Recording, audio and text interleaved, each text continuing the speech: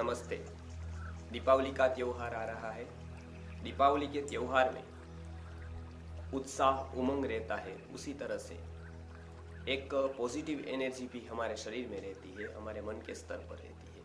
उन दिनों में साधना करने का, उपासना करने का एक अवसर होता है और वो अवसर को ध्यान में रखते हुए बहुत सारे तंत्र के ग्रंथों में अथवा धर्मशास्त्र के ग्रंथों में बहुत सारी सरल विधि से उपासना बताई गई है। उसके परिणाम अवश्य ही आते हैं यदि हम उसको शुद्ध रूप से करते हैं। मंत्र औषधि के बारे में हम बात करते करते आज मंत्र के बारे में हम बताते हैं।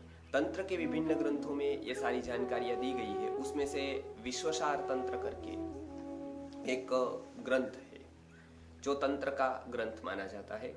उसमें एक लक्ष्मी द्वादश नामात्मक स्तोत्र कहा गया है। उसकी विधि या तो उसके उपासना से बहुत ही लाभ मिलता है दीपावली पर। तो दीपावली के दिनों में अर्थात धनत्रयोदशी, चतुर्दशी, दीपावली और दीपावली के बाद 2 दिन यम द्वितीया और प्रतिपदा, यानी प्रतिपदा और यम द्वितीया, पांचों दिनों या फिर केवल दीपावली के दिन ही सुबह या शाम या दोनों समय ये स्तोत्र का पारायण करने से बहुत ही लाभ मिलता है।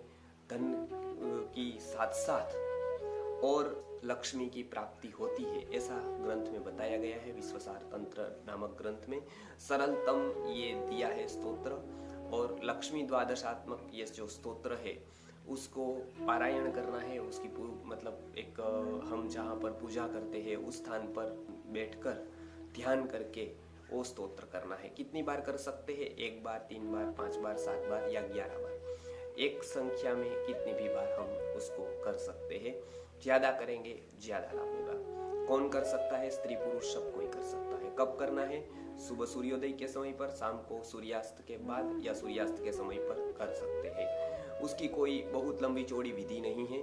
स्नान आदि से पवित्र होकर ये स्तोत्र का पारायण करना है। गुरुवर्य ये स्तोत्र के बारे में बहुत कुछ बताते थे। ऐसे बहुत प्रयोग गुरुजी के जीवन में गुरुजी ने किए और बहुत ही समाज को या फिर ये पूरे मतलब जो हमारा पूरी सृष्टि है उसको बहुत ही लाभ हुआ।